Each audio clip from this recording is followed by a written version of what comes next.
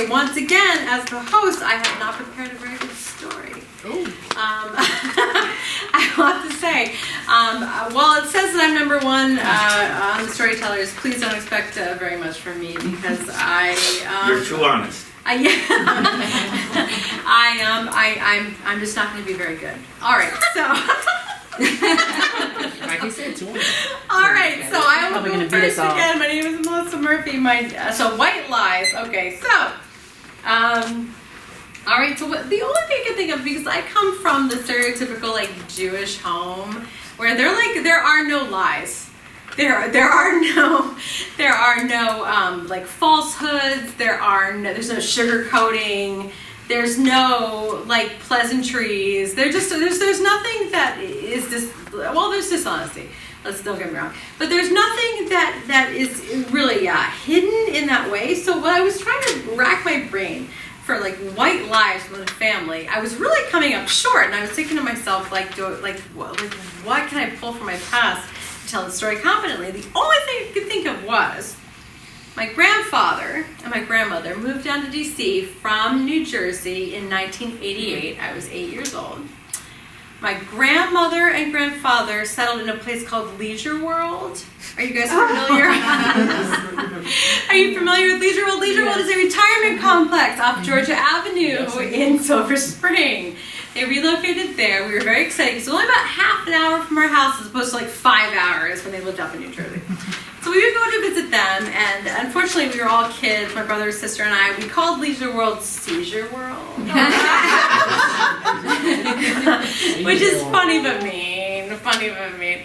So we would go there every single weekend, either Saturday or Sunday, mostly Sunday. We'd go visit my grandmother and grandfather. My grandfather became quite ill back in 1988. He had diabetes, and it was quite severe, quite intense, and it ultimately led to his demise. But when he moved down here, he was just like my grandmother and grandfather moved down here, and we were helping them set up their house.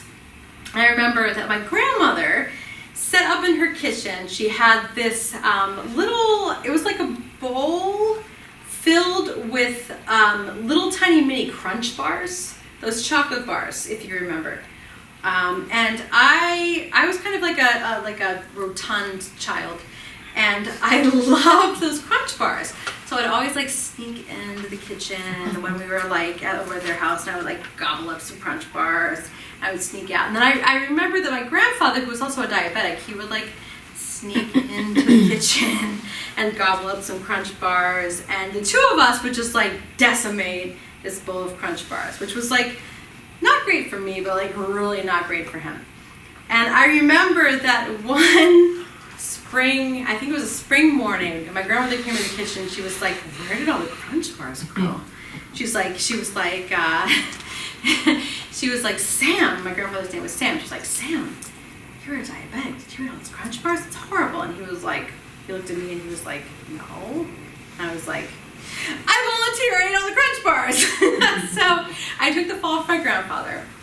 And we kind of had the secret with the candy, which was actually not very good, because what I realized then was like white lies of any kind were like really not very healthy at the end of the day, right? So I learned very young that when you were hiding things, even if it was for a reason that you thought was kind of noble, it ended up being a reason that sometimes was just like very, very unhealthy and led to all of these other unintended consequences. And I took from that in my adult life that I was going to be as honest as possible.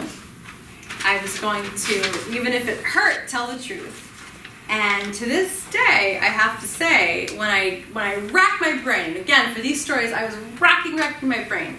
Do I have a story that talks about being, lying in any way? I honestly couldn't find one.